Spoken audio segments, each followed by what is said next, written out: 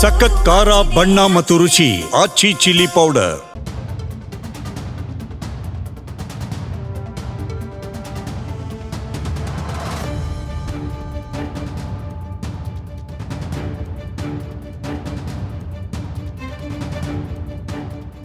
ಸಾಮಾನ್ಯ ಕುಟುಂಬದಿಂದ ಬಂದು ರಾಜಕೀಯ, ಶಿಕ್ಷಣ, ಉದ್ಯಮ ಮತ್ತು ಸಮಾಜ ಸೇವೆಯಲ್ಲಿ ತಮ್ಮದೇ ಆದ ಛಾಪು ಮೂಡಿಸಿದ್ದ ಶಾಮನೂರು ಶಿವಶಂಕರಪ್ಪನವರು ಬೃಹತ್ ಸಾಮ್ರಾಜ್ಯವನ್ನೇ ಸ್ಥಾಪಿಸಿ ಸುದೀರ್ಘ 95 ವರ್ಷಗಳನ್ನ ಪೂರೈಸಿ ವಯೋಸಹಜ ಕಾಯಿಲೆಯಿಂದ ಇಹಲೋಕ ತ್ಯಜಿಸಿದ್ದಾರೆ. ಕೇವಲ ರಾಜಕಾರಣಿಯಾಗಿರದೆ ಯಶಸ್ವಿ ಉದ್ಯಮಿಯಾಗಿ ಸಹ ಶಾಮನೂರು ಮಾಡಿದ ಸಾಧನೆ ಮಾತ್ರ ಅಪಾರ. ಹಾಗಾದ್ರೆ ಕೇವಲ 10ನೇ ತರಗತಿ ಓದಿದ್ದ ಶಿವಶಂಕರಪ್ಪನವರ ಜೀವನ ಗಾಥೆಯನ್ನ ನೋಡೋಣ ಬನ್ನಿ.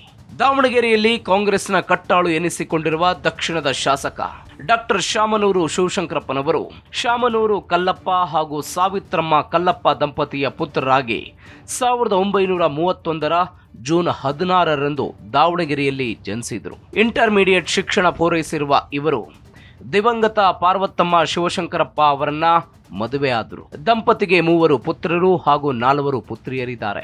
ಜಿಲ್ಲಾ ಪರಿಷತ್ ಮಾಜಿ ಅಧ್ಯಕ್ಷರಾಗಿರುವ ಶಿವಶಂಕರಪ್ಪ ಅವರ ಎಸ್ ಬಕ್ಕೇಶ್ ಓರ್ವ ಉದ್ಯಮಿ, ಇನ್ನೋರ್ವ ಪುತ್ರ ಎಸ್ ಗಣೇಶ್ ಕಾಂಗ್ರೆಸ್ನ ಹಿರಿಯ ಮುಖಂಡರಾಗಿದ್ದಾರೆ ಹಾಗೂ ಉದ್ಯಮದಲ್ಲೂ ಕೂಡ ತೊಡಗಿಸಿಕೊಂಡಿದ್ದಾರೆ. ಮತ್ತೋರ್ವ ಮಗ ಎಸ್ ಮಲ್ಲಿಕಾರ್ಜುನ್ ಅವರು ಪ್ರಸ್ತುತ ಗಣಿ ಮತ್ತು ಭೂ ವಿಜ್ಞಾನ ಹಾಗೂ ತೋಟಗಾರಿಕಾ ಸಚಿವರಾಗಿದ್ದಾರೆ.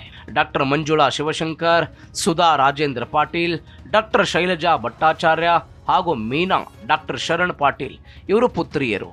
ಶಿವಶಂಕರಪ್ಪ ಅವರು ಕೇವಲ ಒಬ್ಬ ರಾಜಕಾರಣಿಯಾಗಿ ಗುರುತಿಸಿಕೊಂಡಿರಲಿಲ್ಲ. ಕೈಗಾರಿಕೋದ್ಯಮಿಯಾಗಿರುವ ಇವರು ವರ್ತಕ, ಜಮೀನ್ದಾರರು ಕೂಡ ಹೌದು. ಜೊತೆಗೆ ಶಾಮನೂರು ಗ್ರೂಪ್ ಆಫ್ ಇಂಡಸ್ಟ್ರೀಸ್ನ ಅಧ್ಯಕ್ಷರು ಆಗಿದ್ರು ಅನ್ನೋದು ವಿಶೇಷ. ಇದರ ಹೊರತಾಗಿ ಸಮಾಜಮುಖಿ ವ್ಯಕ್ತಿ ಎಂದೇ ಖ್ಯಾತರಾಗಿದ್ದ ಶಿವಶಂಕರಪ್ಪ ಶೈಕ್ಷಣಿಕ ಮತ್ತು ಧಾರ್ಮಿಕ ಸಂಸ್ಥೆಗಳಲ್ಲಿ ಹಲವು ಸ್ಥಾನಮಾನ ಅಲಂಕರಿಸಿ ನಿಸ್ವಾರ್ಥ ಸೇವೆ ಸಲ್ಲಿಸಿದ್ದಾರೆ. ಶಿಕ್ಷಣ ಸಂಸ್ಥೆಗಳ ಸರದಾರ. ದಾವಣಗೆರೆಯಲ್ಲಿ ತಮ್ಮ ಶಾಲಾ ಕಾಲೇಜು ಶಿಕ್ಷಣ ಪೂರೈಸಿದ ನಂತರ ಅವರು ಉದ್ಯಮ ಮತ್ತು ಸಾರ್ವಜನಿಕ ಜೀವನದಲ್ಲಿ ತಮ್ಮನ್ನ ತೊಡಗಿಸಿಕೊಂಡರು. ಉದ್ಯಮಿಯಾಗಿ ಶಿವಶಂಕರಪ್ಪನವರು ಬಾಪೂಜಿ ಎಜುಕೇಷನಲ್ ಅಸೋಸಿಯೇಷನ್ನ ಅಧ್ಯಕ್ಷರಾಗಿದ್ದರು. ಈ ಸಂಸ್ಥೆಯ ಅಡಿಯಲ್ಲಿ Bapuji institute of engineering technology ಮುಂತಾದ ಅನೇಕ ಶೈಕ್ಷಣಿಕ ಸಂಸ್ಥೆಗಳು ಕಾರ್ಯನಿರ್ವಹಿಸ್ತಾ ಇವೆ. ಅಷ್ಟೇ ಅಲ್ಲದೆ ಸಕ್ಕರೆ ಕಾರ್ಖಾನೆಗಳು ಮತ್ತು ಡಿಸ್ಟಿಲರಿಗಳನ್ನ ಒಳಗೊಂಡಿರುವ ಶಾಮನೂರು ಗ್ರೂಪ್ನ ಮುಖ್ಯಸ್ಥರಾಗಿದ್ದರು. ಶಾಮನೂರು ಜನಾನುರಾಗಿ, ರಾಜಕಾರಣಿಯಾಗಿ, ಸಾಮಾಜಿಕ ಬದುಕಿನ ಮಹತ್ತರ ವ್ಯಕ್ತಿಯಾಗಿ, ಕೊಡುಗೈ ದಾನಿಯಾಗಿ ಅನೇಕ ಕುಟುಂಬಗಳಿಗೆ ಸಹಾಯಹಸ್ತ ಮಾಡಿದ್ದಾರೆ. ಇವೆಲ್ಲದಕ್ಕೂ ಮಿಗಿಲಾಗಿ ದಾವಣಗೆರೆಯ ಶೈಕ್ಷಣಿಕ ಬದುಕಿನ ವಿದ್ಯಾಕಾಶಿಯನ್ನ ಸಮೃದ್ಧಗೊಳಿಸಿದವರು ಶೃಂಗಶಿಲ್ಪಿ ಶಾಮನೂರು ಶಿವಶಂಕರಪ್ಪ. ರಾಜಕೀಯ ಜೀವನ. ಶಾಮನೂರು ಶಿವಶಂಕರಪ್ಪ ಅವರ ರಾಜಕೀಯ ಪಯಣ ಶುರುವಾಗಿದ್ದು ಸುಮಾರು 5 ದಶಕಗಳ ಹಿಂದೆ. 70ರ ದಶಕದಲ್ಲಿ ನಗರಸಭೆಯ ಸದಸ್ಯ, ನಗರಸಭೆಯ ಅಧ್ಯಕ್ಷರಾಗಿ ಸೇವೆ ಸಲ್ಲಿಸುವ ಮೂಲಕ ಸಕ್ರಿಯ ರಾಜಕಾರಣಕ್ಕೆ ಶಿವಶಂಕರಪ್ಪನವರು ಪಾದಾರ್ಪಣೆ ಮಾಡಿದರು. 1994ರಿಂದ 1998ರವರೆಗೆ ದಾವಣಗೆರೆ ಶಾಸಕರಾಗಿದ್ದ ಶಿವಶಂಕರಪ್ಪ ಅವರು 1998ರಿಂದ 1999ರವರೆಗೆ ಲೋಕಸಭಾ ಸದಸ್ಯರಾಗಿ ಕೆಲಸ ಮಾಡಿದರು. 2013ರಲ್ಲಿ ದಾವಣಗೆರೆ ದಕ್ಷಿಣದಿಂದ ಪುನರ್ ಆಯ್ಕೆಯಾದ ಇವರು 2016ರವರೆಗೆ ತೋಟಗಾರಿಕಾ ಎಪಿಎಂಸಿ ಜಿಲ್ಲಾ ಉಸ್ತುವಾರಿ ಸಚಿವರಾಗಿ ಕಾರ್ಯನಿರ್ವಹಿಸಿದ್ದಾರೆ. ತಮ್ಮ ಅಧಿಕಾರಾವಧಿಯಲ್ಲಿ ತೋಟಗಾರಿಕೆ, ಎಪಿಎಂಸಿ ಹಾಗೂ ಜಿಲ್ಲಾ ಉಸ್ತುವಾರಿ ಮಾಜಿ ಸಚಿವರಾಗಿ ಸೇವೆ ಸಲ್ಲಿಸಿದ್ರು. ಹೀಗೆ ಹಂತ ಹಂತವಾಗಿ ಅಧಿಕಾರಕ್ಕೇರುತ್ತಾ ಸಾಗಿದ ಶಿವಶಂಕರಪ್ಪನವರು ತಮ್ಮ ಕ್ಷೇತ್ರವನ್ನ ಕಾಂಗ್ರೆಸ್ನ ಭದ್ರಕೋಟೆಯಾಗಿ ಕಾಯ್ದುಕೊಂಡಿದ್ದರು. 2004, 2008, 2013 ಹಾಗೂ 2018 ಮತ್ತು 2023ರ ವಿಧಾನಸಭಾ ಚುನಾವಣೆಯಲ್ಲಿ ಸತತವಾಗಿ ಒಂದೇ ಕ್ಷೇತ್ರದಿಂದ ಶಾಮನೂರು ಶಿವಶಂಕರಪ್ಪನವರು ವಿಧಾನಸಭೆಗೆ ಆಯ್ಕೆಯಾಗಿದ್ದರು. ಪಿಜಿಆರ್ ಸಿಂಧ್ಯಾ ನೆರವಿಗೆ ಶಾಮನೂರು ಶಿವಶಂಕರಪ್ಪ. ಅದು 1986ರ ಸಾರ್ವತ್ರಿಕ ವಿಧಾನಸಭಾ ಚುನಾವಣೆ. ಆಗ ತೀವ್ರ ಆರ್ಥಿಕ ಸಂಕಷ್ಟಕ್ಕೆ ತುತ್ತಾಗಿದ್ದ ಜನತಾ ಪರಿವಾರದ ಆಗಿನ ನಾಯಕ ಪಿಜಿಆರ್ ಸಿಂಧ್ಯಾ ತಾವು ಚುನಾವಣೆಯನ್ನ ಹೇಗೆ ಎದುರಿಸಬೇಕೆಂಬ ಅಳುಕಿಗೆ ಸಿಲುಕಿದ್ರು.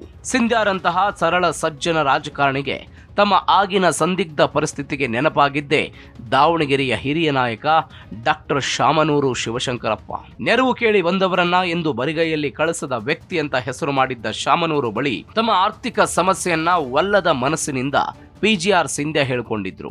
ರಾಜಕೀಯ ಎದುರಾಳಿ ಪಕ್ಷದ ನಾಯಕ ಆರ್ಥಿಕ ಸಮಸ್ಯೆ ಹೇಳಿಕೊಂಡು ನೆರವು ಕೋರಿದ್ರೆ ಶಾಮನೂರು ಸ್ಪಂದಿಸ್ತಾರೋ ಅಥವಾ ಇಲ್ವೋ ಎನ್ನುವ ಗೊಂದಲ ಸಿಂಧ್ಯಾ ಅವರ ಮನದಲ್ಲಿತ್ತು. ಆದರೆ ಈ ಗೊಂದಲ ನಿವಾರಣೆ ಆಗುವಂತೆ ಶಾಮನೂರು ಅವರು ನೆರವಿನ ಹಸ್ತ ಚಾಚಿ ಗಮನ ಸೆಳೆದರು. ದೇವರಿಗೊಂದು ಸೂಟ್ ಕೇಸ್. ಶಾಮನೂರು ಶಿವಶಂಕರಪ್ಪನವರು ಯಾವತ್ತೂ ದೇವರ ಪೂಜೆಯನ್ನು ಬಿಟ್ಟವರಲ್ಲ. ಅದೆಷ್ಟೇ ಕಾರ್ಯದ ಒತ್ತಡ ಇದ್ದರೂ ಸಹ ಪ್ರತಿನಿತ್ಯ 1 ಗಂಟೆ ಸಮಯವನ್ನು ಪೂಜೆಗೆ ಮೀಸಲಿಡ್ತಿದ್ರು. ದೇಶದಲ್ಲಿ ಇರಲಿ ವಿದೇಶದಲ್ಲೇ ಇರಲಿ ಎಂದಿಗೂ ದೇವರ ಪೂಜೆ ಹಾಗೂ ಲಿಂಗ ಪೂಜೆಯನ್ನು ಬಿಡುತ್ತಿರಲಿಲ್ಲ. ಒಂದು ವೇಳೆ ವಿದೇಶಕ್ಕೆ ಹೊರಟ್ರೆ ಅಲ್ಲಿ ಹಿಂದೂ ದೇವಾಲಯಗಳು ಇರೋದಿಲ್ಲ ಅನ್ನೋ ಕಾರಣಕ್ಕೆ ತಮ್ಮ ಸೂಟ್ ಕೇಸ್ನಲ್ಲಿ ದೇವರುಗಳನ್ನು ತೆಗೆದುಕೊಂಡು ಹೋಗ್ತಿದ್ರು. ಶಾಮನೂರು ಅವರು ಪೂಜಿಸದ ದೇವರು ಯಾವುದೂ ಇಲ್ಲ.